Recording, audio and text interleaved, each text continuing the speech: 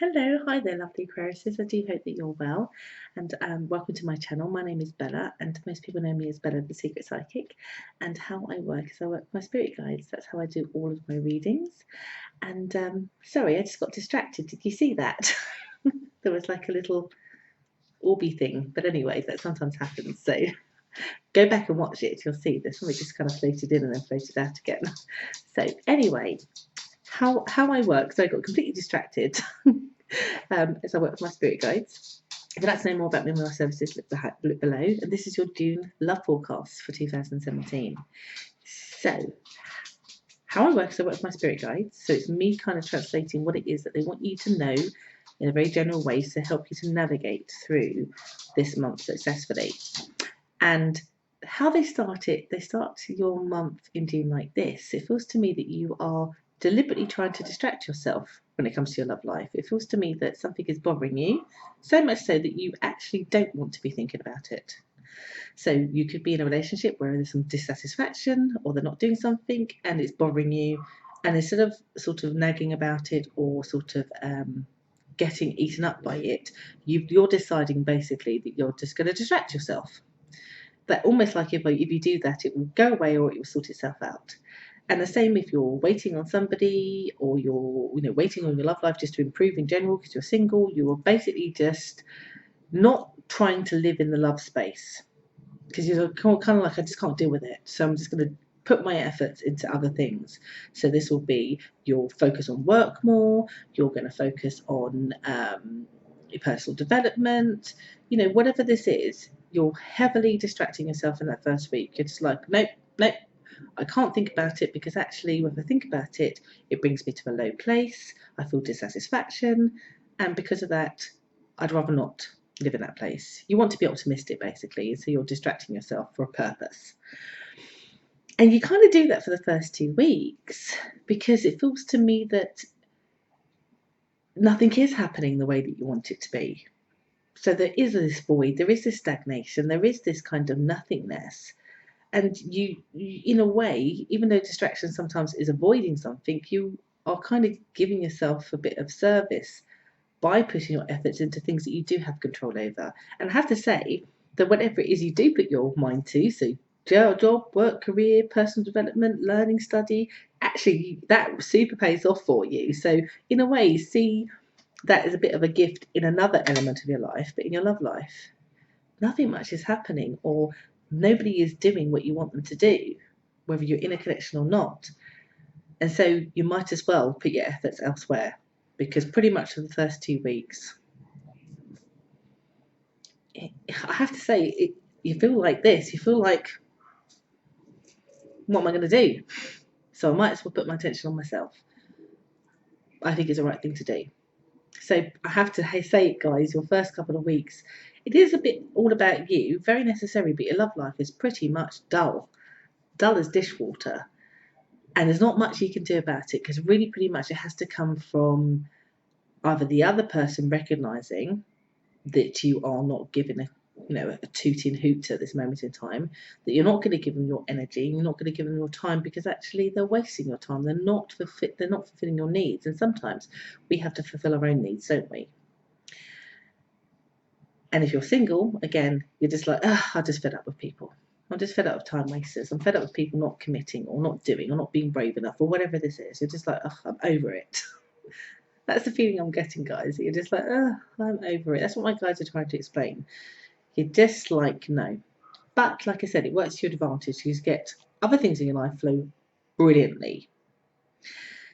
Right, let me give you some good news because it's not all like that. So by that time, we would have had some astrological shifts with Sagittarius being in the full moon that we have on the 9th, and we have Jupiter going direct as well. So it's no longer in retrograde, and it's been in retrograde pretty much since January. And it's all about optimism. It's all about things flowing better. So you can imagine you've had those first 2 weeks. You've had a bit of an extended, it's not kicked off quite on the 9th, but really you've had this extended kind of lull. But necessary, like I said, it does work in your favour for other things.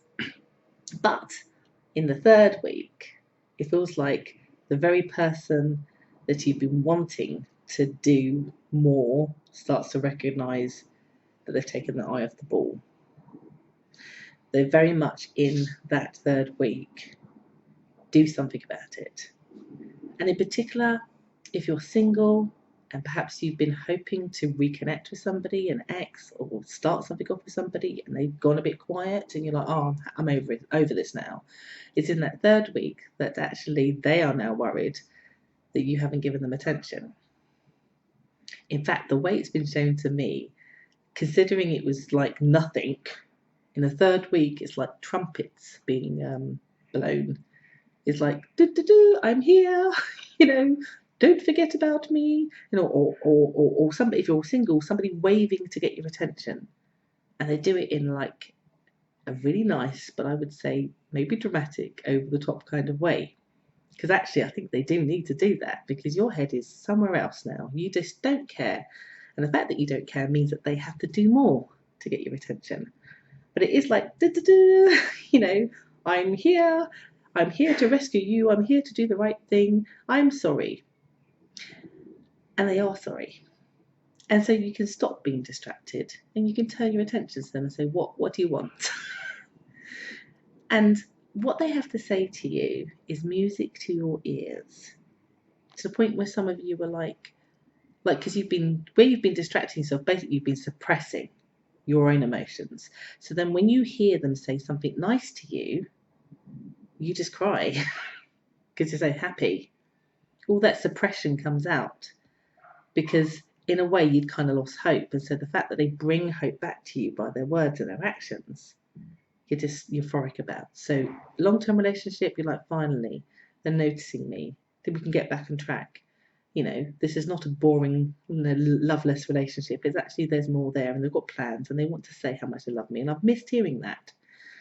And again, if you've been hoping to connect with somebody that perhaps has just been taking their time, hasn't been brave, or is returning and you kind of knew they would, this is the moment they do it. And again, if you're single, you're meeting somebody who kind of makes you cry because you thought, God, I didn't think that somebody like you existed. It's been so long. And now you're here and I'm so happy. You're like happy. But crying happy. Like, I just get, my face feels wet, basically, where you're like, thank you. And like almost thanking the universe. Thank you. Thank you for listening. Thank you for noticing that I was feeling alone. And trying not to feel alone by distracting myself. And you get your power back. So all that Jupiter energy, all that Sagittarius energy, that's flowing with all the star signs and all the shifts, because there's some shifts as well from one star sign. Signs are moving basically into different houses in this month as well. And you just feel at the end, and this is the same flow I've had for every star sign, as we get to the end of the month, it builds, it crescendos. And so at the end of the month, you feel like you've got your confidence back. You feel like you're supported and loved by the other person. You feel like there's direction, even if it's in its early stages, because they're communicating their truth, how they feel, how they've noticed things, and how they want to put things right. So that you can move out of this dull, stagnant water, or this way of being, or this stagnant energy, and just move now forward, feeling secure, feeling loved, and feeling like there's hope. Not quite the same as it was at the beginning. So, yeah, might have been a bit of a delayed interjection of Jupiter's energy, but it comes in and lets you know that you are loved and you haven't been forgotten about, and that the person or the new person that is now significant in your life wants to prove that very point. So I do hope that that's helped you today. I've been Bella. And again, if you'd like to know more about me and my services, just look at the links below. And I hope you all have an amazing June. Take care.